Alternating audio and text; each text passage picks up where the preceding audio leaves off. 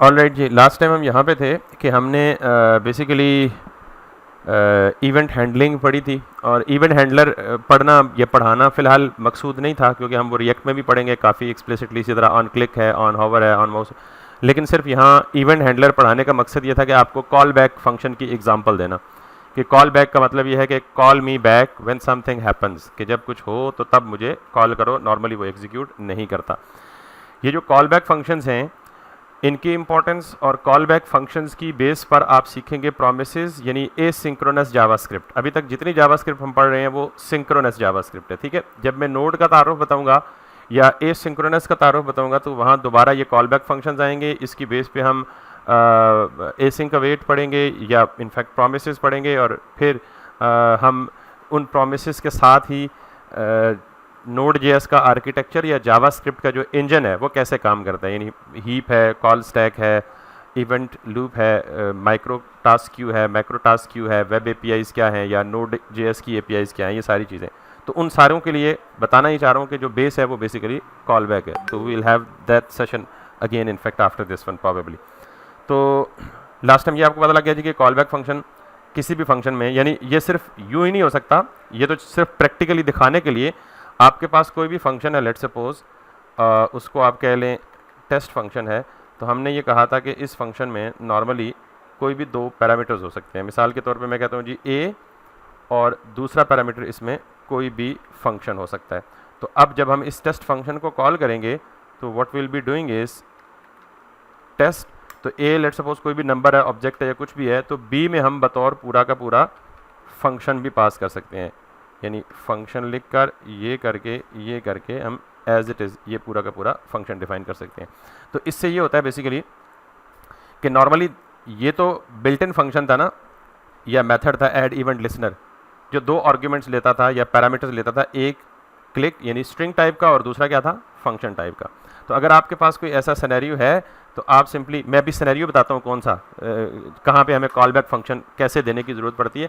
तो अगर कोई ऐसा सिनेरियो है तो आप इसको कस्टम भी कर सकते हैं, यानी कि आपने अपना फंक्शन लिखा टेस्ट नाम से, ये दो पैरामीटर्स लेता है, एक पैरामीटर न्यूमेरिक टाइप का और दूसरा पैरामीटर फिर क्या है, पूरा का पूरा फंक्शन है। अब फर्क यह है कि अगर ये फंक्शन यहाँ इस फंक में रिसीव होगा और आप अंदर आएंगे तो फिर इस फंक्शन को अगर कॉल करना चाहते हैं तो आप फंक करके बाकी जैसे फंक्शन को कॉल करके टर्मिनोलॉजी है। तो बताने का मकसद ये है कि जस्ट मैंने इस चीज़ को फर्दर एलैबोरेट किया है कि आप किसी भी एक फंक्शन में दूसरे फंक्शन को बतौर पैरामीटर भी पास कर सकते हैं। तो जो मैंने कहा है कि फंक्शन इज़ नॉर्मली, हम उसको एक ऑब्जेक्ट कह सकते हैं, अरे को भी एक ऑब्जेक्ट कह सकते हैं, तो it's you can think of it like that. अब मैं एक चीज़ आपको बता रहा हूँ कि ब्राउज़र में ना नॉर्मली एक चीज़ याद रखिएगा, जावास्क्रिप्ट वेब ब्राउज़र में ना कुछ एपीआईज होती हैं जिनको हम ब्राउज़र एपीआईज कहते हैं, यानी कुछ यूँ कह लें कि सेट ऑफ फंक्शनैलिटीज़ हैं या set of pre defined functions हैं जिनको हम ब्राउज़र की या वेब एपीआई कहते हैं या ब्राउज़र की एपीआई कहते हैं। उनमें से मिसाल के तौर पे जस्ट टू एग्जांपल, जो मैंने कॉल बैक की एग्जांपल दी और उसको इसके साथ मैच करने के लिए या इसके साथ कंपेयर करने के लिए, हमारे पास एक बिल्ट इन फंक्शन है विच इज़, एक नहीं बहुत सारे हैं, which is set time out. और सेट टाइम आउट अगर मैं यहाँ पे लिखूँ तो ये मुझे दो चीज़ें मुझसे लेगा, ए यानी पैरामीटर दो लेगा, एक तो ये मुझसे लेगा हैंडलर, ये मैंने आपको कहा था दरम्यान में कॉलन होता है, सिंपली इसके बाद जो चीज़ है ये उसकी डेटा टाइप रिप्रेजेंट करती है। तो अभी आप इसको छोड़ें, सिर्फ ये देखें कि कॉमा के साथ या कॉमा की सेपरेशन के बाद ये तीन पैरामीटर्स लेता है, एक, दो और कॉमा के बाद ये तीन। तो तीसरा ऑब्वियसली ऑप्शनल है, लेकिन आपको दो पैरामीटर लाजमी देने हैं। सेट टाइम आउट करता क्या है कि let's have something practical. Set time out पहला पैरामीटर लेता है एक फंक्शन, और आपको पता है कि जब एक फंक्शन के अंदर या एक फंक्शन को कॉल करते वक्त दूसरा फंक्शन उसमें बतौर पैरामीटर पास करें, तो जो पैरामीटर होगा वो क्या होगा, कॉल बैक फंक्शन होगा। ठीक हो गया। वो कॉल बैक फंक्शन आप पूरा का पूरा फंक्शन खुद डिफाइन कर सकते हैं इधर ही, जैसे अभी मैंने थोड़ी देर पहले किया था। मिसाल के तौर पे मैं यहाँ पे लिखता हूँ जी फंक्शन, तो ये पूरे के पूरे फंक्शन की डेफिनेशन है इसके अंदर। फंक्शन की डेफिनेशन का तरीका यही है ना, फंक्शन का कीवर्ड लिखें, फॉलोड बाय राउंड ब्रैकेट्स लिखें, followed by opening and closing करली ब्रैकेट्स लिखें। तो यहाँ मैंने फंक्शन को कोई आइडेंटिफायर नहीं दिया। याद रखिएगा कि जब भी फंक्शन किसी दूसरे फंक्शन में बतौर पैरामीटर पास होता है तो एनोनिमस फंक्शन लिखा जाता है, किसी आइडेंटिफायर के बगैर, यानी उस फंक्शन को कोई नाम नहीं दिया जाता, ठीक है। दूसरा पैरामीटर इसका है एक नंबर है, मिसाल के तौर पे मैं फिलहाल 3000 लिख देता हूँ। अब what does this set time out do, इससे पहले भी एक और बात याद रखिएगा कि नॉर्मली जब हम कोई भी फंक्शन इस तरह लिखते हैं ना, सेट टाइम आउट, तो जावास्क्रिप्ट में कोई भी फंक्शन, या मेरे ख्याल में हार्डली कोई ऐसा फंक्शन होगा जो किसी ऑब्जेक्ट के बगैर एग्जिस्ट करे, ठीक है। मैं बार बार वो मिस यूज कर रहा हूँ, फंक्शन नहीं मेथड, सॉरी। तो कोई भी मेथड, यानी जब हम मेथड की बात करेंगे तो लाजमी किसी न किसी ऑब्जेक्ट का पार्ट होगा। तो अब ये देखें कि ये जो मैंने सेट टाइम आउट लिखा है, इसके पीछे डॉट है नहीं है, इसके पीछे कोई ऑब्जेक्ट है नहीं है, तो व्हाट इज दिस। अक्सर आप देखेंगे बहुत सारे फंक्शंस ऐसे होते हैं जो मेथड ऐसे होते हैं जो किसी ऑब्जेक्ट के बगैर कॉलेबल नहीं होते, और बहुत सारे मेथड्स ऐसे होते हैं जो किसी ऑब्जेक्ट के नेम को मेंशन किए बगैर डायरेक्टली कॉलेबल होते हैं। अगर ऐसा सिनेरियो है कि आप कोई मेथड रन कर रहे हैं या एग्जीक्यूट कर रहे हैं और उस मेथड के साथ कोई ऑब्जेक्ट मौजूद नहीं है, तो मोस्ट प्रोबेबली आप ये कंसिडर करेंगे कि इसके पीछे जो ऑब्जेक्ट है वो एक ग्लोबल ऑब्जेक्ट है। समझ आइए बात। अच्छा, मैंने आपको ना एक पहले ऑब्जेक्ट बताया कैपिटल ओ के साथ, OBJECT ग्लोबल ऑब्जेक्ट। ये जो अब ग्लोबल ऑब्जेक्ट की बात कर रहा हूं, this is called a window global object. ये ब्राउजर के कॉन्टेक्स्ट में। तो अगर किसी भी मेथड को कॉल करते वक्त इसके स्टार्ट में कोई भी ऑब्जेक्ट ना हो, तो आप कंसिडर करेंगे कि वो कौन सा ऑब्जेक्ट है, विंडो। विंडो डॉट, क्लियर होगी बात, window dot set time out. Sir यहाँ पे स्टैटिक वाला कॉन्सेप्ट अप्लाई नहीं होता जावास्क्रिप्ट में? स्टैटिक से अपना जो अब ऑब्जेक्ट ओरिएंटेड का स्टैटिक कह रहे हैं कि किसी क्लास का इंस्टेंस क्रिएट किए बगैर फंक्शन को कॉल कर सकें डायरेक्ट क्लास के रेफरेंस के साथ। जी जी जी नहीं, यहाँ पे उस तरह का वो कॉन्सेप्ट एज इट इज़ नहीं है। नॉर्मली जिनको ऑब्जेक्ट ओरिएंटेड का पता है, ऑब्जेक्ट ओरिएंटेड में हमें जब भी किसी क्लास का ऑब्जेक्ट, अभी तक आपको मैंने क्लास भी नहीं बताया, कंस्ट्रक्टर भी नहीं बताया, फैक्ट्री फंक्शन भी नहीं बताया, तो स्टैटिक का लफ्ज़ तो यहाँ इंट्रोड्यूस करना वैसे ही लोगों को कंफ्यूज करने वाली बात है। बट जस्ट टू इनफैक्ट यहाँ जो लोग बैठे हैं फिजिकली, जिनको ऑब्जेक्ट ओरिएंटेड का पहले से नॉलेज है कि ऑब्जेक्ट ओरिएंटेड प्रोग्रामिंग में जब भी हम कोई ऑब्जेक्ट क्रिएट करते हैं तो पहली बात यह है कि उसका कोई ना कोई ब्लूप्रिंट, यानी कोई क्लास एग्जिस्ट करती है, तब उससे हम ऑब्जेक्ट को इंस्टेंशिएट करते हैं। अब यहाँ हमने ऑब्जेक्ट ओरिएंटेड ही नहीं पढ़ी, तो क्लास कहाँ से आई और स्टैटिक कहाँ से आया और क्लास को इंस्टेंशिएट करना कहाँ से आया। So all those concepts are not valid as of now. तो आपका जवाब ये है कि वो स्टैटिक का कॉन्सेप्ट यहाँ पे नहीं है, ठीक है। Got it? यस सर, ठीक है ठीक है। तो अब नॉर्मली ये जो विंडो का, यानी अगर मैं लेट्स सपोज, आप अक्सर जावास्क्रिप्ट में ये भी लिखते हैं, अलर्ट लिखते हैं और अलर्ट के बाद सिंपली आप लिख देते हैं हेलो। अब अगर मैं किसी चीज़ को भी, यानी मैं जब यहाँ से सिंपली इसको ब्राउजर पे रन करूंगा तो ये मुझे सिंपली अलर्ट दिखाएगा। और आप देख रहे हैं कि अलर्ट क्या है, आप इसकी शक्ल से देख के मुझे बताएं कि अलर्ट क्या है आपके ख्याल में। अलर्ट मेथड है, तो मैंने कहा मेथड किसके साथ एसोसिएट होगा, लाजमी किसी न किसी ऑब्जेक्ट के साथ एसोसिएटेड होगा। तो मैंने इसके शुरू में तो ऑब्जेक्ट नहीं लिखा। तो याद रखिएगा कि जब कोई भी मेथड यतीम हो, जस्ट समझाने के लिए कह रहा हूँ, यानी उसके पीछे कोई ऑब्जेक्ट ना लगा हो, तो उसका जो पेरेंट या उसका जो ऑब्जेक्ट है वो कौन सा होता है, वो किसके साथ एसोसिएटेड है, विंडो के साथ एसोसिएटेड होता है।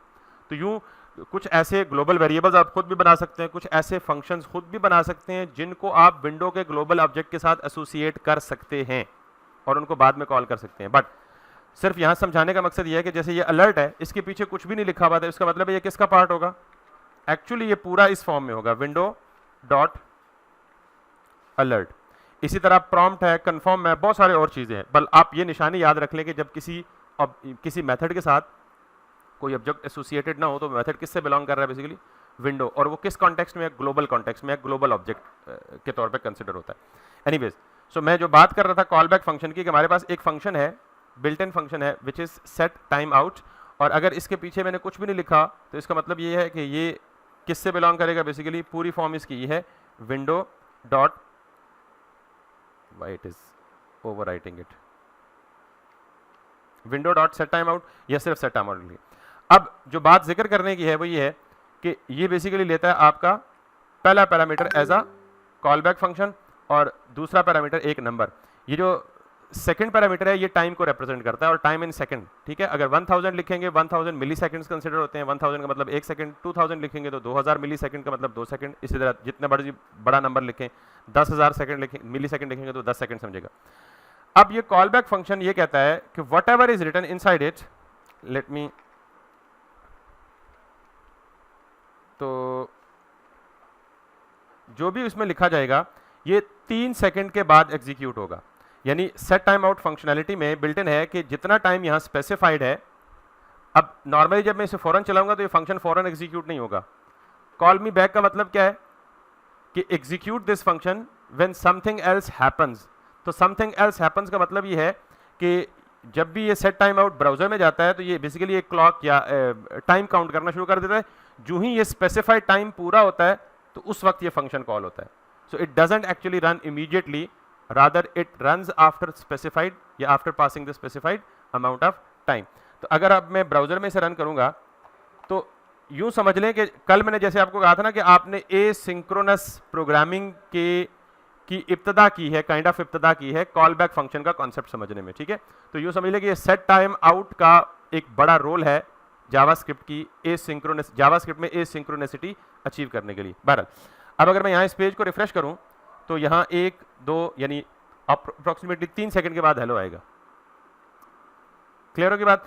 इसी तरह अगर यहाँ पे 10 सेकंड या 15 सेकंड, तो ये तो आप सिंपली हेलो कर रहे हैं ना, यहाँ कोई भी कॉम्प्लेक्स लॉजिक लिख दें। तो बताने का मकसद 2 थे। पहली बात कॉल बैक फंक्शन जो कल एक एग्जाम्पल दी थी, this is just another example. और दूसरी बात call back function doesn't execute immediately, it executes और its execution actually depends on happening of something else, कि इसकी एग्जीक्यूशन किसी और चीज़ के हैपन। अभी इसकी इस पर्टिकुलर फंक्शन की एग्जीक्यूशन किससे बिलोंग करती है, बेसिकली टाइम से। इसी तरह एक और फंक्शन भी है जिसे हम कहते हैं सेट टाइम इंटरवल, जो फ्रीक्वेंटली कांस्टेंट बेसिस पे रन होता है। सो सेट इंटरवल में अगर आप जाएं तो दोबारा ये भी क्या लेगा, आपका एक फंक्शन लेगा और इस फंक्शन को भी आप एग्जीक्यूट कर दें और इसको भी आप दे दें, फॉर एग्जांपल 3 सेकंड्स टाइम दे दें और इसको भी आप लॉक कर दें। तो सेट टाइम आउट एक दफ़ा चलता है और सेट इंटरवल का मतलब यह है कि जितना टाइम आपने स्पेसिफाई किया हर उस इंटरवल के बाद वो चलेगा। हेलो, इसका मतलब यह है कि अगर ये मैं इसे 3 के बजाय 2 सेकंड्स कर दूं तो ये सिर्फ एक दफ़ा चलेगा, लेकिन कब, 3 सेकंड गुजरने के बाद, और ये हर 2 सेकंड के बाद एग्जीक्यूट होगा।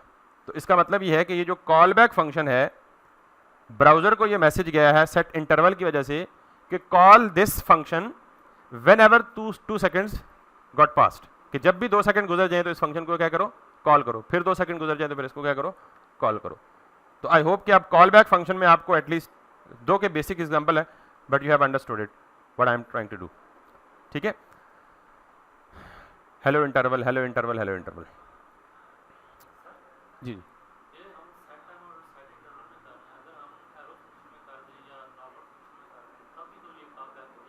हो जाएगा कॉल बैक। कॉल बैक से मैंने कोई रिस्ट्रिक्शन तो नहीं लगाया कि कॉल बैक नहीं होगा, कोई भी फंक्शन हो, कोई भी फंक्शन हो। कॉल बैक फंक्शन का मतलब है फंक्शन होना चाहिए, चाहे वो, सॉरी क्या, कॉल बैक फंक्शन करते क्यों। अभी मैं जो टॉपिक समझाने की कोशिश कर रहा हूँ, ये समझाना चाह रहा हूँ। 2 दफ़ा बोला कि जब हम जावास्क्रिप्ट में किसी भी बिहेवियर को एसिंक्रोनसली एग्जीक्यूट करवाना चाहिए।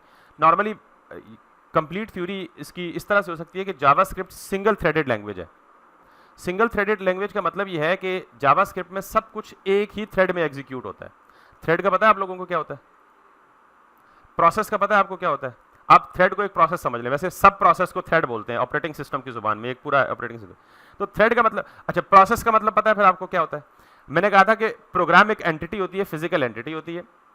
जब प्रोग्राम स्टैटिक होता है तो उसे प्रोग्राम कहते हैं, जब सेम प्रोग्राम एग्जीक्यूशन में होता है तो उसे हम क्या कहते हैं, प्रोसेस कहते हैं। तो प्रोसेस ही को आप फिलहाल समझ लें, ये क्या है कि बेसिकली थ्रेड है। तो आप यूं समझें कि पूरा का पूरा जावास्क्रिप्ट का प्रोग्राम अगर उसमें 100 लाइनें लिखी हों या 200 लाइनें लिखी होंगी तो पूरा का पूरा प्रोग्राम जो है वो कैसे चलेगा, सिंक्रोनसली चलेगा, क्योंकि सारा का सारा प्रोग्राम एक प्रोसेस में चलता है, दूसरा कोई प्रोसेस नहीं होता है। जैसे फॉर एग्जांपल बाकी प्रोग्रामिंग लैंग्वेजेस जो एडवांस है ना, जावा है या सी शार्प है, उनको हम कहते हैं मल्टी थ्रेडेड लैंग्वेजेस।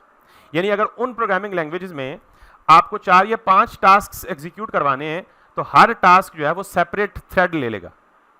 मिसाल, रियल टाइम मिसाल देता हूं कि माइक्रोसॉफ्ट वर्ड एक प्रोसेस, जब आप उस प्रोग्राम को चलाते हैं तो एक प्रोसेस चल रहा होता है, ठीक है। अब जब आप कुछ टाइपिंग करना शुरू कर देते हैं तो उसमें एक spell checker behind the scene चल रहा होता है, एक grammar checker behind the scene चल रहा होता है, और बहुत सारी चीज़ें बैक वक्त और भी चेक हो रही होती हैं। तो why and how it is happening, process तो एक चल रहा है लेकिन उस प्रोसेस के मल्टीपल थ्रेड्स हैं, हर थ्रेड ने अपना अपना काम क्या अपने अपने जिम्मे लिया हुआ है और वो बैक वक्त चल रहे हैं। जो आप टाइपिंग कर रहे हैं साथ ही क्या हो रहा है, स्पेल चेक हो रहा है, साथ ही क्या हो रहा है, ग्रामर चेक हो रहा है, साथ में और सारे फीचर्स हो रहे हैं। तो मल्टी थ्रेडेड लैंग्वेजेस जितनी भी होती हैं उनमें ये पॉसिबल होता है कि आपके एक से ज़्यादा काम बैक वक्त एग्जीक्यूट हो सकते हैं या पॉसिबल है उनकी एग्जीक्यूशन में। जावास्क्रिप्ट में मल्टीपल थ्रेड्स अवेलेबल ही नहीं है। सिंपल, ये एक इंटरव्यू क्वेश्चन भी है, जब भी आपसे कोई पूछे JavaScript single threaded what does it mean, इसका मतलब ये है कि जावास्क्रिप्ट का जितना भी बड़ा प्रोग्राम होगा वो सारा का सारा प्रोग्राम सिर्फ एक थ्रेड में एग्जीक्यूट होगा, एक ही प्रोसेस में एग्जीक्यूट होगा। अब अगर एक ही में एग्जीक्यूट होगा तो यहाँ एक प्रॉब्लम भी है, और वो प्रॉब्लम क्या है कि 10 फंक्शन कॉल्स हैं, कल जो मैंने मिसाल दी थी, अगर वो 10 फंक्शन कॉल्स में से पहले 9 फंक्शन 10-10 सेकंड लेते हैं और आखिरी फंक्शन को 5 सेकंड लेने हैं, तो इसका मतलब यह है कि वो 5 सेकंड में जिस फंक्शन ने एग्जीक्यूट होना है उसको 90 सेकंड्स वेट करना पड़ेगा। नॉर्मली 90 सेकंड्स कंप्यूटर के लिए बहुत बड़ा टाइम है, I mean just to in fact make it a real example. तो 90 सेकंड्स आखिरी फंक्शन को क्या करना पड़ेगा, इंतजार करना पड़ेगा। और अगर मैं पूरी डायग्राम समझाऊं, अगर मेरा साथ दें तो मैं फिर बोल ही दूं, फिर आपने खोल दिया टॉपिक तो इसी को खोल देते हैं। रेडी, चले। तो एक कॉन्सेप्ट है, इसको थोड़ा एक्सप्लेन कर जी मैं इसको एक्सप्लेन कर देता हूँ। Honestly I did not want to actually do this, तो आपने इसको बोला तो मैंने कहा चले। जावास्क्रिप्ट में ना एक ये जावास्क्रिप्ट का इंजन होता है जिसे हम कहते हैं, नॉर्मली आपने सुना होगा V8 इंजन। जावास्क्रिप्ट ब्राउजर में चलती है और नॉर्मली ब्राउजर जो है वो सिर्फ जावास्क्रिप्ट के लिए, हर ब्राउजर कोई ना कोई इंजन चलता है। जैसे वो फायरफॉक्स का मेरे ख्याल में कोई मंकी शंकी है, इस तरह का कोई नाम है इसका। क्रोम जो है वो V8 है, तो V8 काफ़ी फेमस है, तो हम किसी एक इंजन की एग्जांपल लेते हैं। तो इंजन क्या है, अगर मुझसे पूछे जावास्क्रिप्ट इंजन क्या है, तो engine is just an environment, एक रन टाइम एनवायरनमेंट है जो जावास्क्रिप्ट के कोड को एग्जीक्यूट करने में मदद करता है। तो 2 रन टाइम एनवायरनमेंट की मिसाल दे देता हूं। अगर आप नोड यूज कर रहे हैं तो नोड क्या है आपका, रन टाइम एनवायरनमेंट। और अगर आप नोड नहीं यूज कर रहे हैं तो फिर आपका रन टाइम एनवायरनमेंट कौन होगा, JS इंजन या V8 engine. JS engine V8 engine दोनों एक ही चीज के 2 नाम ले रहा हूं, ठीक है। यानी क्रोम इंप्लीमेंटेड है on top of V8 engine. तो ये जो जावास्क्रिप्ट का इंजन है ना, इसमें 2-3 चीजें होती हैं। एक तो होता है आपका हीप, और इसके अंदर दूसरी चीज होती है आपका कॉल स्टैक, ठीक है। अब जरा आपको ये डेप्थ में समझ आएगी, और जब मैं फिर एसिंक्रोनस पढ़ाऊंगा तो फिर आपको मजा भी आएगा इंशाल्लाह। इसको मैं कह देता हूं जी कि हीप, अगर हीप का किसी बंदे को नहीं पता, या इनफैक्ट जिन्होंने CS नहीं पढ़ी हुई, तो heap is just a memory area. यानी आपकी जो मेन मेमोरी होती है, रैम एरिया होता है, उसके मुख्तलिफ पार्ट्स होते हैं। एक पार्ट रैम का ऑपरेटिंग सिस्टम के ऑपरेशंस के लिए या सिस्टम ऑपरेशंस के लिए रिजर्व्ड होता है, एक पार्ट उसका हीप एरिया होता है जहां मेमोरी एलोकेशन होती है, एक पार्ट इसका स्टैक होता है, ठीक है। अगर आपने रेफरेंस बेस्ड और वैल्यू बेस्ड डेटा टाइप्स पढ़ी हैं ऑब्जेक्ट ओरिएंटेड प्रोग्रामिंग में, ऑब्जेक्ट और जो प्रिमिटिव डेटा टाइप्स हैं, तो वो प्रिमिटिव्स जो हैं वो स्टैक पे स्टोर होती हैं, बट उस डिटेल में जाने की जरूरत नहीं। आप हीप यूँ समझे कि ये मेमोरी का एक एरिया है जो एलोकेशन के काम आता है। यानी अगर कोई आपने डाटा स्टोर करना है तो उस डाटा स्टोर को जो मेमोरी एलोकेट होगी वो कहाँ से होगी, बेसिकली हीप एरिया से होगी। तो इंजन में एक होता है हीप एरिया आपका, और दूसरा आपका होता है कॉल स्टैक, ठीक है, कॉल स्टैक। अब नॉर्मली है कि इसके साथ हम फिलहाल नोड की बात नहीं कर रहे, हम फिलहाल किसकी बात कर रहे हैं, ब्राउजर की बात कर रहे हैं, क्योंकि नोड.js हमने अभी पढ़ा ही नहीं है। जब हम नोड.js पढ़ेंगे तो इसी डायग्राम में थोड़ी सी वेरिएशन आ जाएगी। और बाय द वे, ये जो मैं पढ़ाने लगा हूं ये चीज़, ये भी एक इंटरव्यू क्वेश्चन है कि व्हाट इज नोड.js आर्किटेक्चर या what is the JavaScript architecture. JavaScript का आर्किटेक्चर क्या है, जावास्क्रिप्ट काम कैसे करती है, वर्किंग प्रिंसिपल क्या है।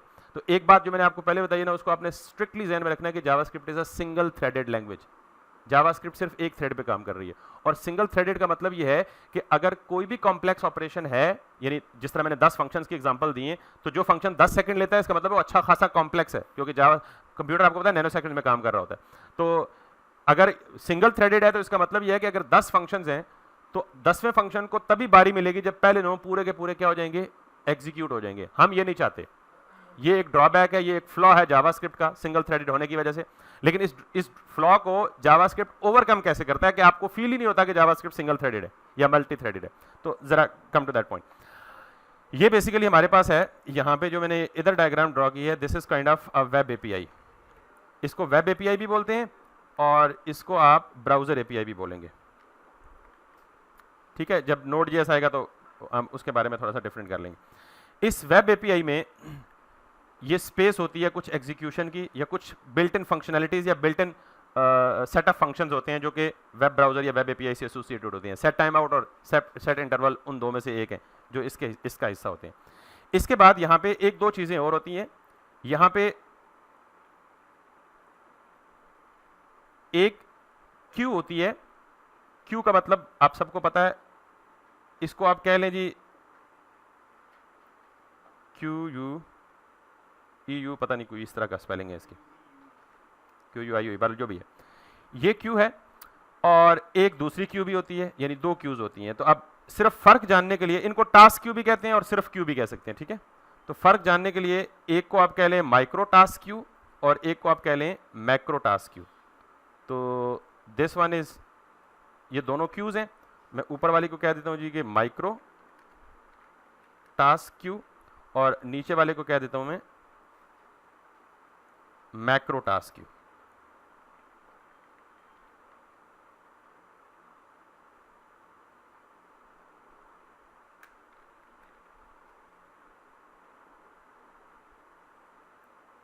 और इसके बाद यहां पे एक और चीज एग्जिस्ट करती है जिसे हम कहते हैं इवेंट लूप। सिर्फ ये टर्म्स याद रखिएगा, मैं अभी इनको बड़े अच्छे से एक्सप्लेन करूंगा।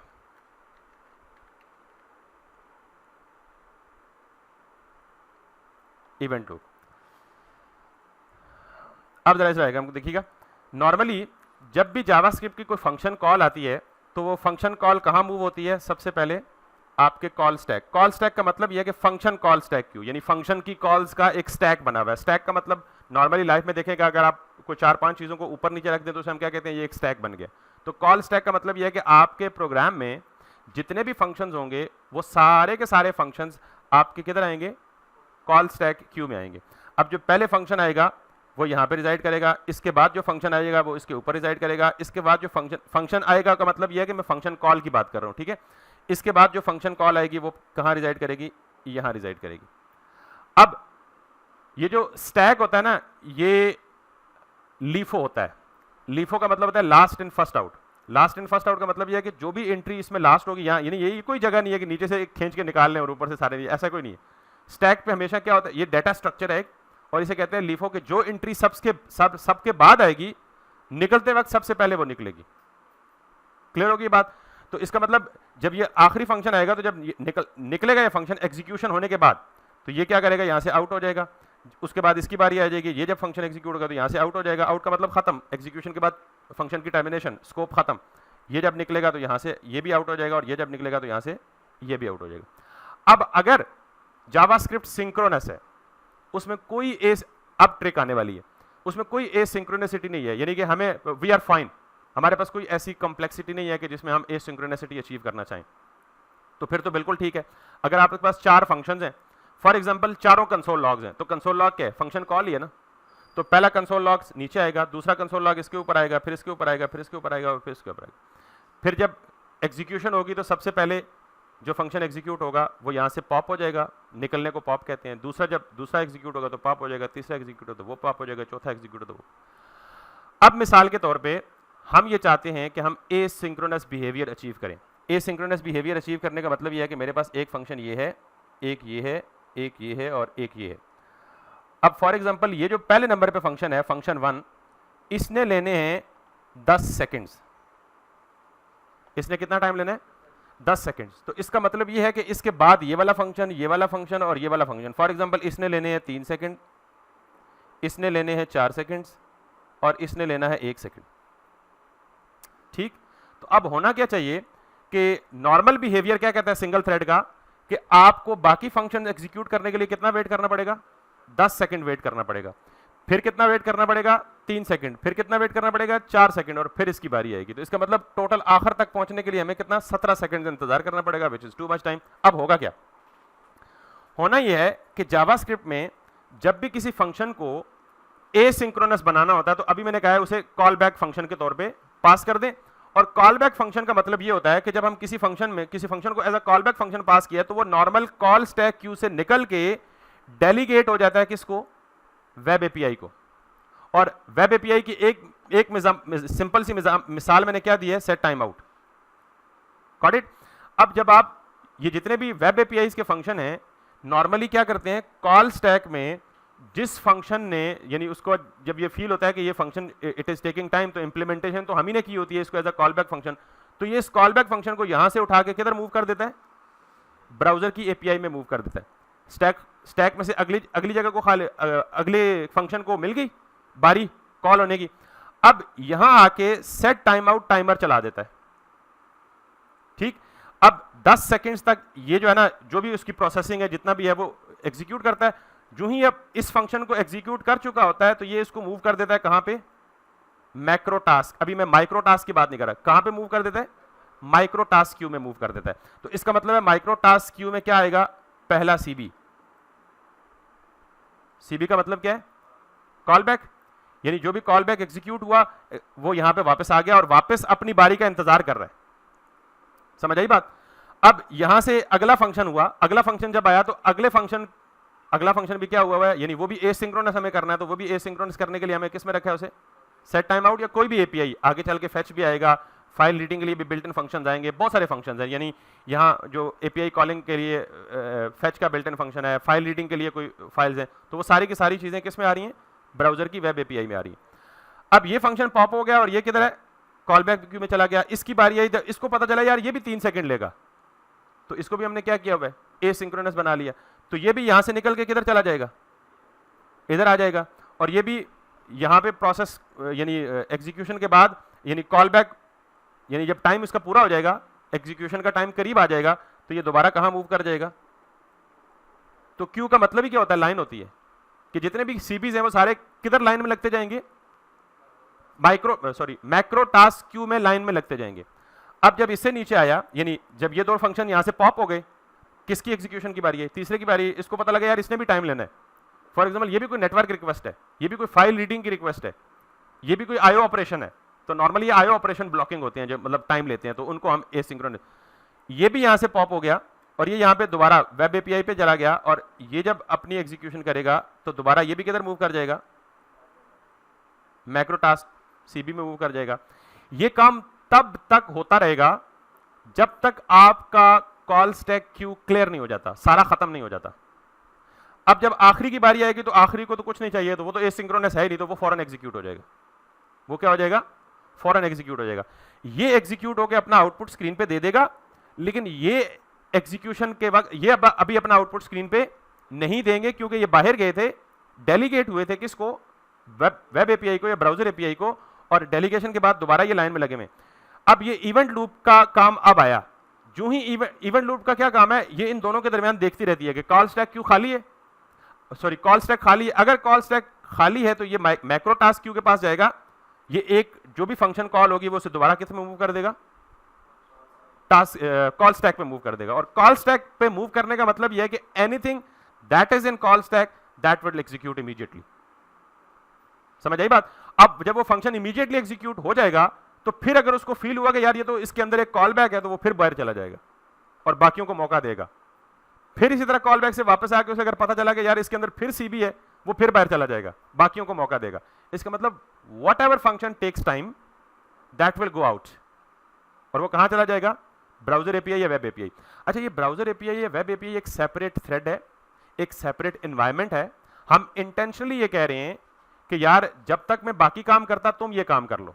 इसकी मिसाल ये है कि मिसाल के तौर पे मुझ पे ज्यादा बर्डन है काम का, 3-4 टास्क मुझे इकट्ठे असाइन हुए, मैं अपना टास्क इनको देता हूं कि यार मैं बाकी काम निपटा लूं, तब तक आप ये काम करते रहो।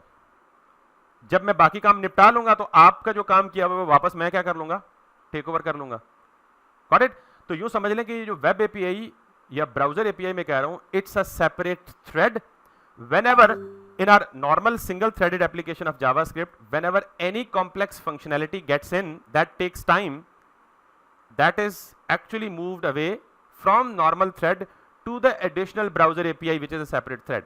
It gets executed in that.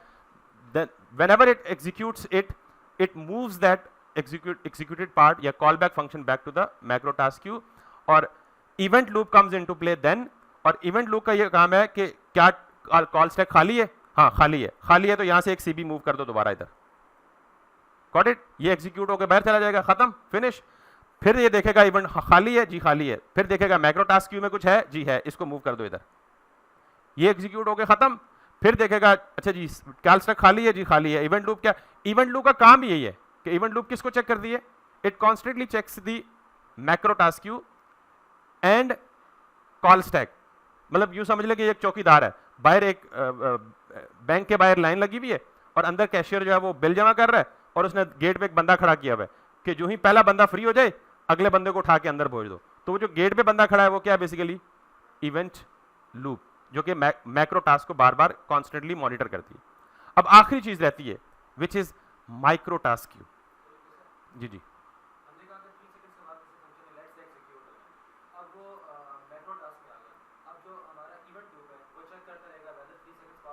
नहीं ये 3 सेकंड पास नहीं करेगा, वो 3 सेकंड जो 3 सेकंड्स की काउंटिंग है या क्लॉक की मैनेजमेंट है या टाइम की मैनेजमेंट है वो वेब या ब्राउजर एपीआई करेगी, ठीक है, और ये मूव करेगी उसको मैक्रो टास्क में।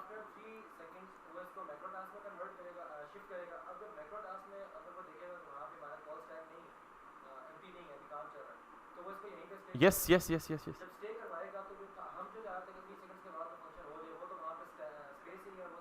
It's not like that. ये हमारा जिस तरह हम सोच रहे हैं ना नॉर्मल ट्रेडिशनल एग्जांपल में, नॉर्मली जब आप ये यहाँ बाहर जाएगा ना 3 सेकंड में, तो ये तो नैनो सेकंड में काम कर रहा है। ऐसा पॉसिबल ही नहीं है कि ये कॉल बैक एग्जीक्यूट होके आ जाए और नॉर्मल फंक्शनलिटी यहाँ एग्जीक्यूट ही ना हो, ऐसा इट नेवर हैपेंस।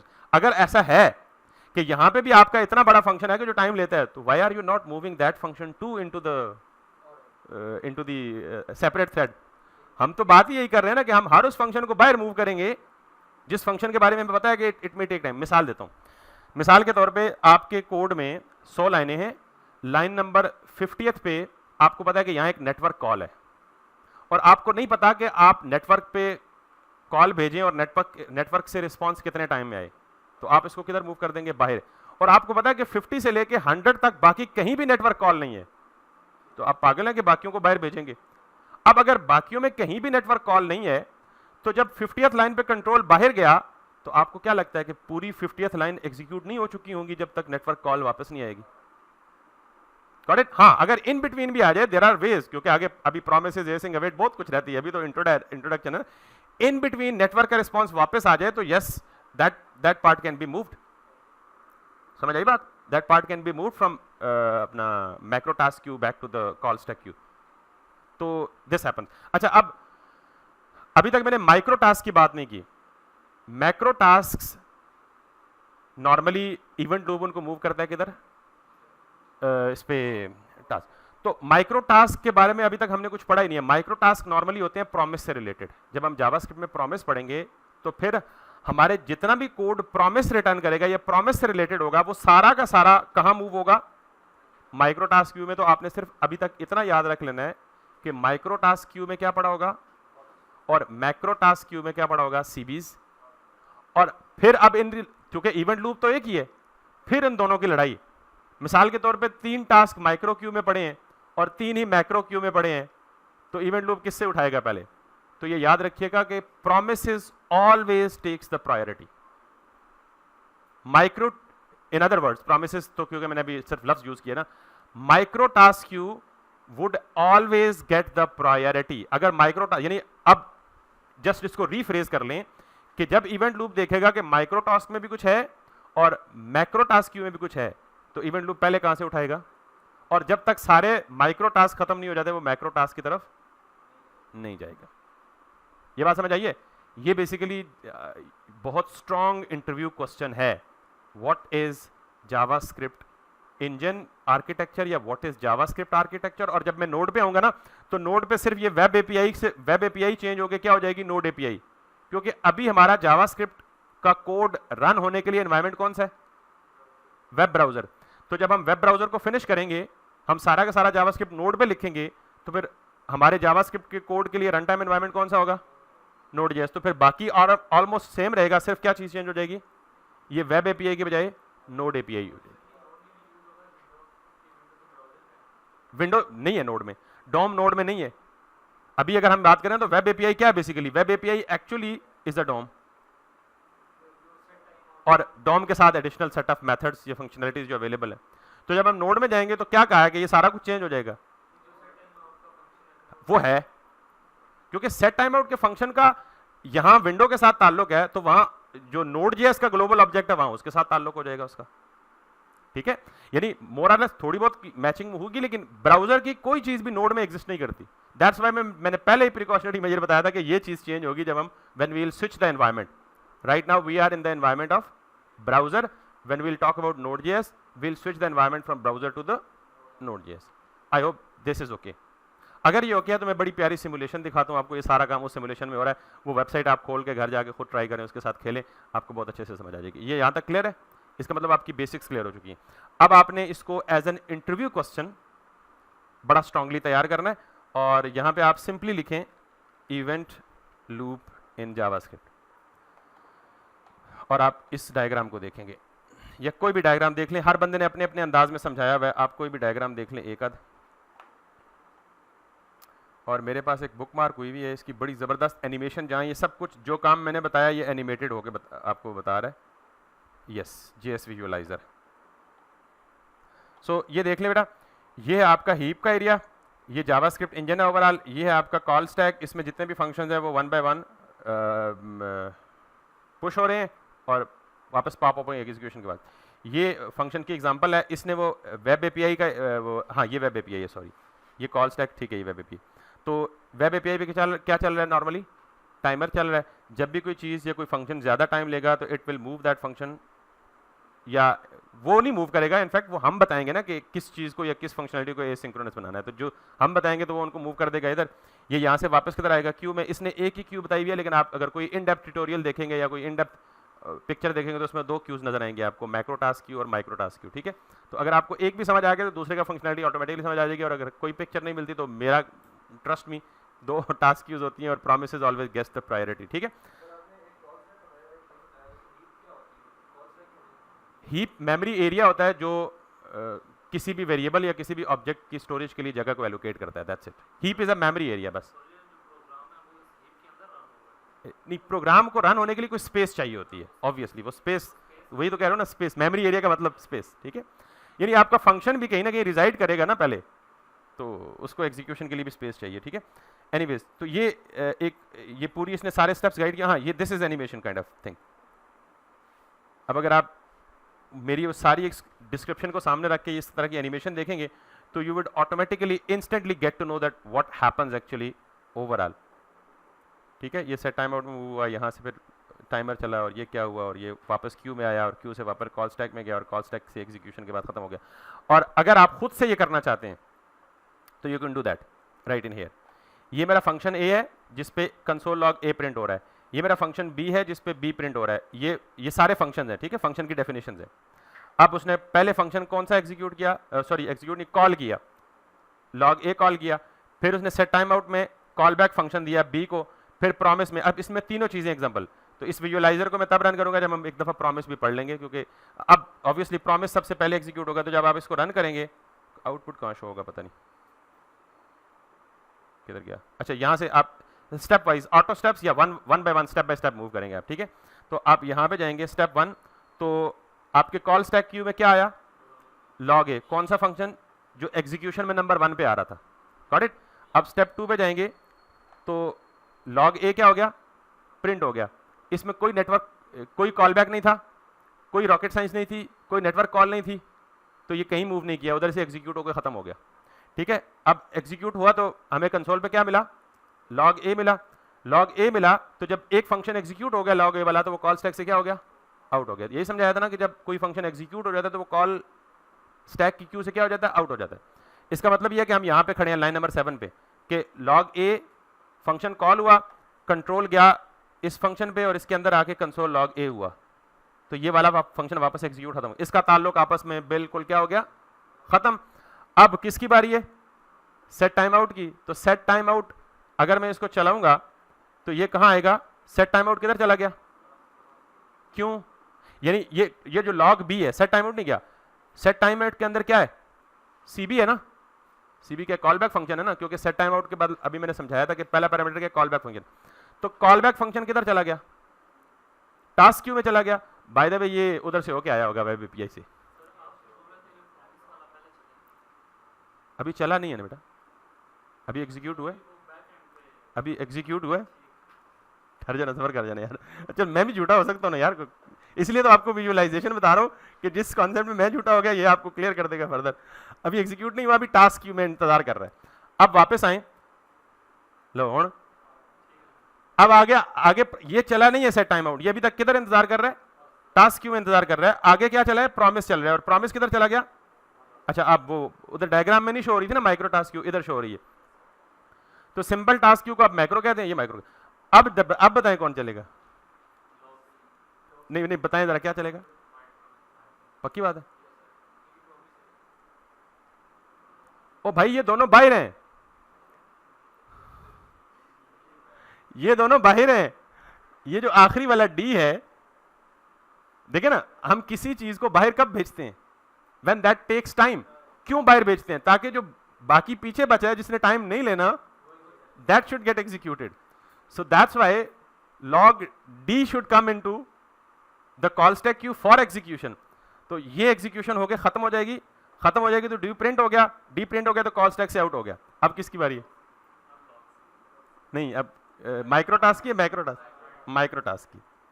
लो अब हो गया सेटिस्फैक्शन, सी आ गया, सी प्रिंट हो गया, ये गायब हो गया, यानी ये यहां से निकल जाएगा। अब कौन आएगा, इवेंट लूप देख रहा है, बाकी कुछ भी नहीं बचा, भाई जी तुसी आ जाओ और तुसी भी निकल जाओ, that's it. This is kind of a best ever way of explaining the internal structure of the JavaScript. तो अब भाईजान आपके सारे सवाल क्लियर हो गए ना, ये फसाद आप ही ने छेड़ा था, तो पूरी क्लास गई है इसी में, ठीक है। बहरहाल अगर ये समझ आ गया, doesn't matter at all, class गई है तो जाने दें उसको। लेकिन इंटरव्यू में बहुत ज़्यादा, इवन आप यकीन माने कि मैंने कई दफ़ा फील किया कि काफ़ी सारे प्रोफेशनल लोग इस चीज़ पे फंसते हैं, व्हाट इज़ Node.js आर्किटेक्चर। हालांकि है बड़ी सिंपल चीज़, लेकिन लोगों का ध्यान ही कभी इधर नहीं जाता, तुक्के लगा रहे होते हैं। और अक्सर ही होता है कि जब हम प्रॉमिस यूज़ कर रहे होते हैं ना, तो अक्सर हमें दिखता है कि बाद वाली लाइन पहले एग्जीक्यूट हो रही है और जो लाइन पहले लिखी है वो बाद में एग्जीक्यूट हो रही है। हम पजल हो रहे हैं यार, ये क्या परेशानी है। By the way it's not that much simple, क्योंकि ये अभी सिर्फ लॉग है तो आपको सिंपल दिख रहा है। जब आप कोई नेटवर्क कॉल वगैरह करेंगे तो आपको थोड़ा बहुत मतलब ट्रिक फील होगी पहले 2-3-4 दफ़ा, लेकिन उसके बाद अगर आपको ये बिहाइंड द सीन कॉन्सेप्ट पता है तो सब कुछ आपको पता लग रहा होगा कि यार अभी ये ब्राउजर एपीआई में चल रहा है, अभी ये टास्क क्यू में बैठा हुआ है, प्रॉमिस आ गया तो वो माइक्रो टास्क क्यू में बैठा हुआ है, बाकी सारे फंक्शंस पहले चल जाएंगे तो फिर जाएगा किधर, माइक्रो टास्क क्यू, यानी प्रोमिसेस को लाएगा, प्रोमिसेस सारे चल जाएंगे तो फिर जाएगा किधर।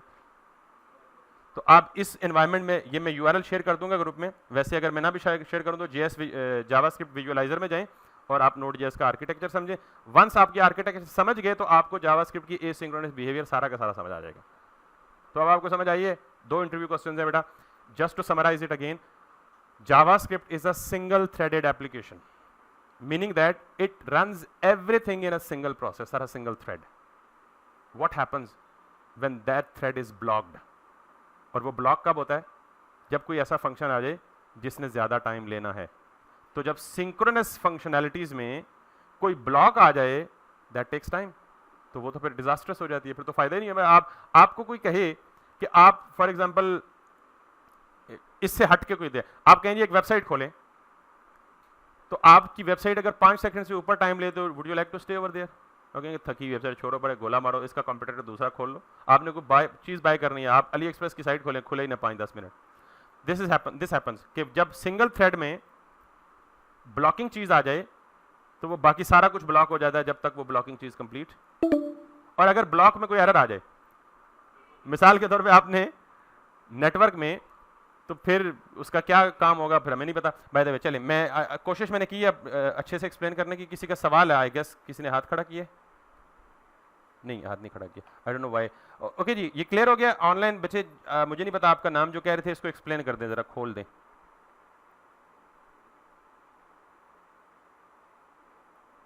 आई डोंट नो कौन थे, चले। तो ये आपको अगर टाइम मिले तो इसको एक नज़र देख लें और एक आधा कोई आर्टिकल भी पढ़ लें, और अगर आर्टिकल नहीं पढ़ते तो एक दफ़ा इस वीडियो को दोबारा रिवाइंड करके देख लें। आई होप कि सारा कुछ आपको क्लियर हो जाएगा। और ये जो है ना हमारा ये काम, अब हम तो कॉल बैक्स का अंदाज़ा हो गया आपको, साथ ही प्रॉमिस, अभी वापस आऊँगा प्रॉमिसेस पे। मैं बताने नहीं जा रहा था लेकिन वहाँ लिखा हुआ था तो चलो वो प्रॉमिस आ गया। सिर्फ कॉल बैक्स का। अब आपको एक सवाल था कि कॉल बैक यूज़ क्यों करते हैं, उसमें कोई कन्फ्यूजन है? नहीं, कोई कन्फ्यूजन नहीं, ठीक है, होनी भी नहीं चाहिए। तो दैट्स ऑल मेरे ख्याल में जो मैं पढ़ाना चाहता था, अब उसे हम इंशाल्लाह कल ही करेंगे क्योंकि एक पूरा सेपरेट टॉपिक है।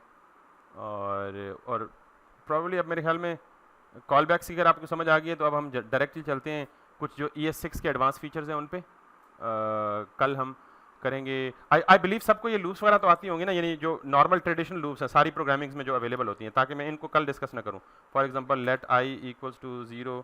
लूप बेसिकली होती है किसी भी कोड या ब्लॉक ऑफ कोड या पीस ऑफ कोड को रिपीटेडली एग्जीक्यूट करने के लिए over the number of time. यानी अगर आपने किसी एक पीस ऑफ कोड को 10 दफ़ा एग्जीक्यूट करना है, 12 दफ़ा एग्जीक्यूट करना है, तो आप उसके लिए क्या इस्तेमाल करते हैं?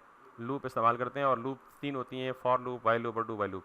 आई होप कि अगर आप लोग मन स्टैक कोर्स कर रहे हैं तो आप में से कोई बंदा ऐसा है जो मुझे बता दे जिसे लूप का नहीं पता, तो फिर मैं एक्सप्लेन करूँ, otherwise I don't need to explain it. किसी ने अगर C++ भी पढ़ी है ना बेसिक, तो उसको भी पता है लूप्स क्या होते हैं। लेकिन still it's okay to be to say me कि डिस्कस करें इसको या एलैबोरेट करें तो मैं कर दूंगा। कोई ऐसा है जी ऑनलाइन? कर दूं? ओके। मिसाल के तौर पे मैं थोड़ा सा बिहाइंड द सीन यहाँ पे आता हूँ और जी आप माइक अनम्यूट करके बोल दिया करें डायरेक्ट। रिजवान आप हाथ ना खड़ा करें। हेलो, अस्सलाम वालेकुम, क्या हाल है सर आपका? ठीक है ठीक ठाक जी, बोले सर। मैंने ये कहना था कि रिकॉर्डिंग्स आप ना डेली बेस पे सेंड कर दिए करें।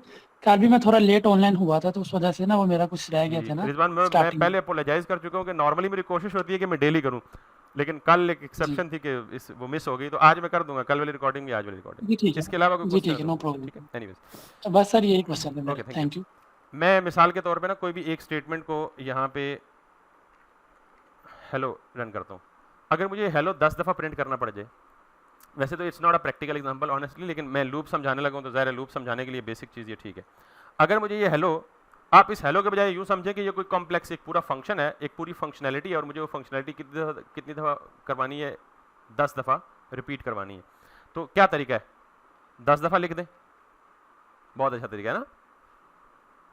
तो एक तरीका तो है 10 दफ़ा लॉक कर दें तो ठीक है। अगर 20 दफ़ा हो जाए तो 20 दफ़ा कर दें, बहुत ठीक है। तो इतने वेले तो ना आप है ना मैं हूँ कि बैठ के कंसोल लॉग ही करते रहे 20-25 दफ़ा। और ये तो एक लॉग है। अगर आपके पास ब्लॉक ऑफ स्टेटमेंट्स हो, पूरा कोड का ब्लॉक हो और उसे रिपीट करना हो सर्टेनली, तो that's going to be a huge thing.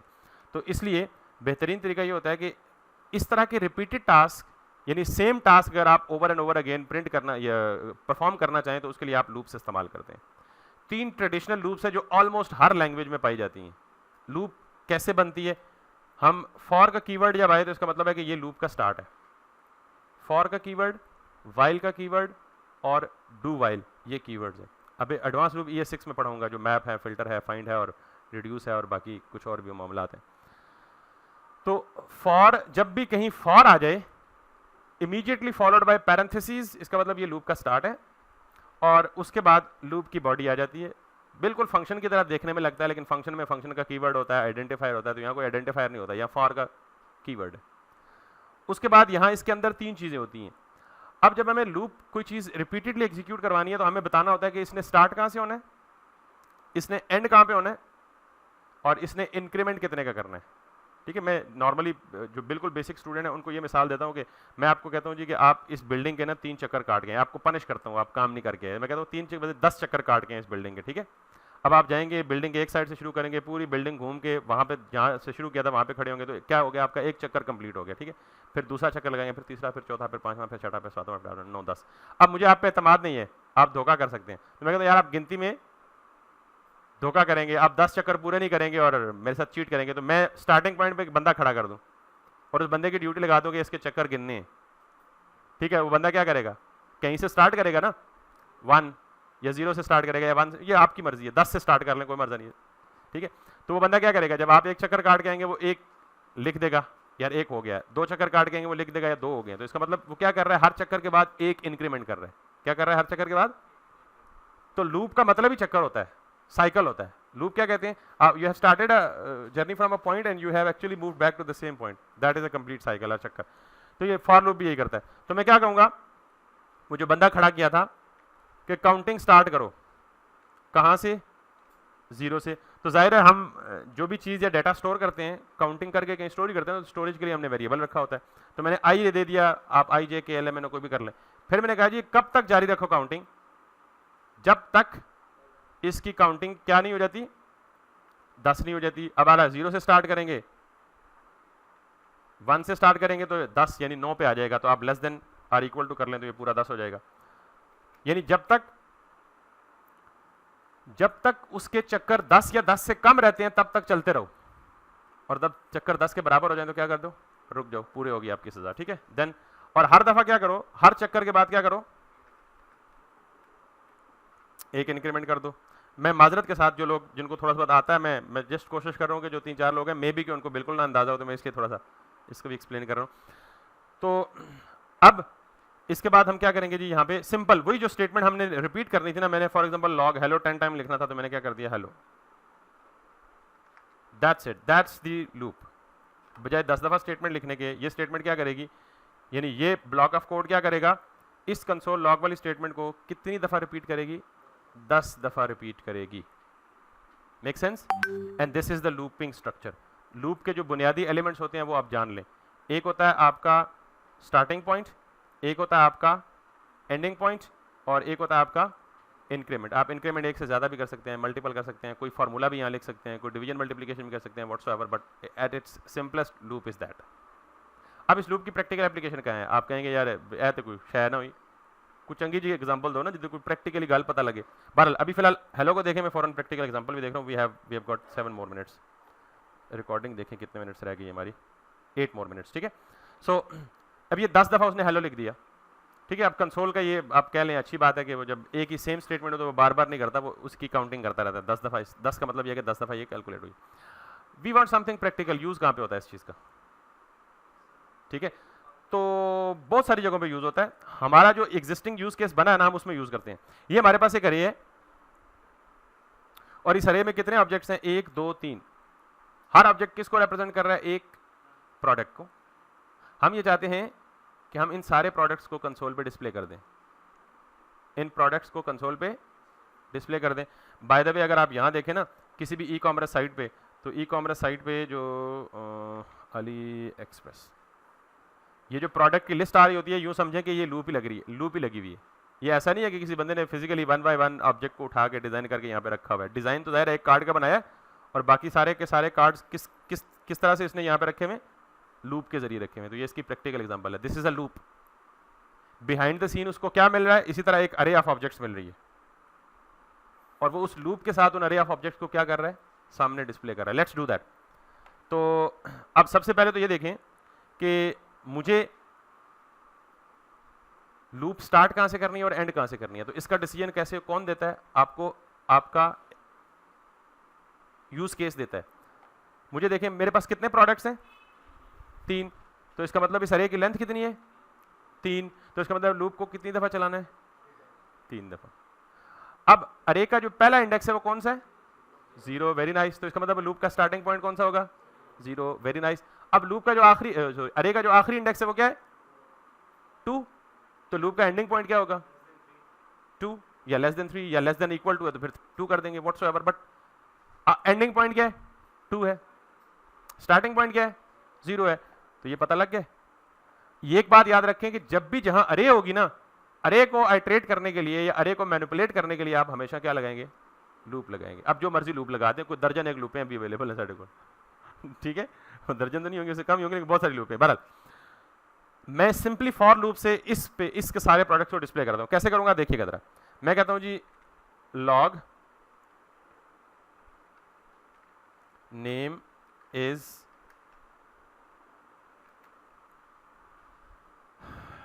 अब प्रोडक्ट्स की अरे का नाम क्या है, जाहिर नाम मैं खुद ही बता रहा हूं, अपने सवाल में जवाब बता रहा हूं। इस अरे का नाम क्या है, तो इसका मतलब इस प्रोडक्ट के हर ऑब्जेक्ट का टाइटल प्रिंट करना है। तो मैं क्या करूंगा, सबसे पहले मैं कहूंगा जी कि प्रोडक्ट, उस प्रोडक्ट के अंदर आपको पता है अरे का इंडेक्स कैसे, एक इंडेक्स प्रिंट करना हो तो कैसे करते हैं, ज़ाहिर है 0 1 2 लिखते हैं ना मैनुअली। तो यहां 0 1 2 को कौन हैंडल कर रहा है, आई, तो हमने पहले कहा है कि अरे का पहला इंडेक्स क्या है, 0 है, तो I should start from 0 not from this, और should end at 2 because it's sir ये इक्वल। प्रोडक्ट्स होगा। ठीक है, यस यू आर राइट, ये प्रोडक्ट्स होगा। तो अब हम क्या करेंगे, प्रोडक्ट्स ऑफ आई,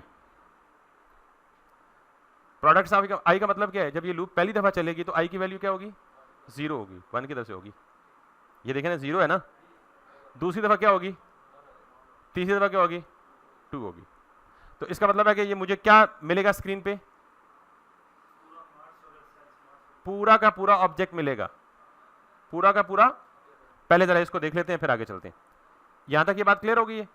अब जरा देखिएगा यहां पे आते हैं, और ये मुझे कितने ऑब्जेक्ट मिले, नेम इज और आगे ऑब्जेक्ट, नेम इज और आगे ऑब्जेक्ट, नेम इज और आगे ऑब्जेक्ट। अब मुझे पूरा ऑब्जेक्ट तो प्रिंट नहीं करना, मुझे तो उस ऑब्जेक्ट का सिर्फ नेम प्रिंट करना है। तो नेम के लिए प्रॉपर्टी क्या लिखी हुई है, टाइटल। तो आपको पता है कि ये वाला पूरा एक ऑब्जेक्ट को रिप्रेजेंट कर रहा है, तो ऑब्जेक्ट की प्रॉपर्टी को गेट करने के लिए क्या करेंगे, डॉट टाइटल। Making sense. तो इस पूरे ऑब्जेक्ट से ये उठाएगा, name is solar set. Unfortunately के वो तीनों ऑब्जेक्ट्स में नेम सेम है, इसलिए वो 3 इंस्टेंसेस सेम दे रहे हैं। ठीक है, स्मार्ट सोलर सेट, इसको कह दें प्रो कह दें, इसको कह दें मीडियम कह दें, कुछ भी कह दें, आई डोंट नो व्हाट। तो अब ये 3 डिफरेंट स्टेटमेंट्स में देगा। ठीक है, name is smart solar set, दूसरा ऑब्जेक्ट क्या था, name is smart solar pro, smart solar set medium. ये इसका प्रैक्टिकल यूज केस है। और अगर आप इस ऑब्जेक्ट की सारी इन्फॉर्मेशन को डिस्प्ले करना चाहें तो आप क्या करेंगे, इसी तरह नेम के बाद इसकी क्या करेंगे, प्राइस करेंगे, और यहाँ पे क्या कर देंगे, प्राइस कर देंगे, and that's kind of like this thing. Name और इसकी प्राइस ये, इसका नेम ये, इसकी प्राइस ये, इसका नेम ये, इसकी प्राइस ये। सॉरी जी हो रही है। तो एक ही शो करवाना हो तो सिंपल अरे का इंडेक्स हार्ड कोड कर दें। कौन सा करवाना है, 0 वाला करवाना है, 1 करवाना है, 2 करवाना है, 3 करना है, ये तो आपकी फ्लेक्सिबिलिटी है। बट एक करवाना है तो फिर लूप लाने की लोड़ है फिर तो लूप लगाने की जरूरत नहीं है ना, तो फिर लूप के बगैर ही कर ले। ठीक है, तो I am actually trying to tell you the use case of the loop. तो दिस इज लूप बेटा, कि हमें रियल लाइफ में अरेज के साथ हमेशा लूप की जरूरत होती है कहीं ना कहीं, क्योंकि हम अरेज नॉर्मली, अभी तो ये 3 प्रोडक्ट्स है ना अरे में, 100 प्रोडक्ट्स हों तो फिर हम मैनुअली तो नहीं कर सकते। फिर हम एक लूप लगाएंगे जिसमें पूरी लूप की लेंथ 0 से लेके 100 तक रखेंगे, और वो पूरे ऑब्जेक्ट्स को इटरेट करा के डिस्प्ले करा देगा। ठीक है, I'll definitely have a more in-depth use cases of the loops in practical. In fact, when I'll move on to the React part, which is not even now far away. Probably कल का सिर्फ दिन है, फिर हम React पे jump कर जाएंगे। ठीक है, यहाँ तक अगर किसी का कोई क्वेश्चन है तो पूछ लें जी, otherwise I am actually ending it for today. पहले ऑनलाइन को बारी देते हैं क्योंकि उनकी मीटिंग ना एंड हो जाए, फिर हम फिजिकल वालों को देंगे। जी, ऑनलाइन में किसी का सवाल यहाँ तक है? आज का लेक्चर एक्सप्लिसिटली नजर हो गया हमारा कॉन्सेप्ट पे, लेकिन दैट्स इंपॉर्टेंट, वेरी इंपॉर्टेंट, जो कि मैं इसको डिले करना चाह रहा था। बट ओके, किसी का सवाल नहीं है, मैं आपको जवाब देता हूँ। क्लियर है। चलें जी, थैंक यू सो मच, इंशाल्लाह विल सी यू टुमारो। इंशाल्लाह। आप क्या कह रहे हैं?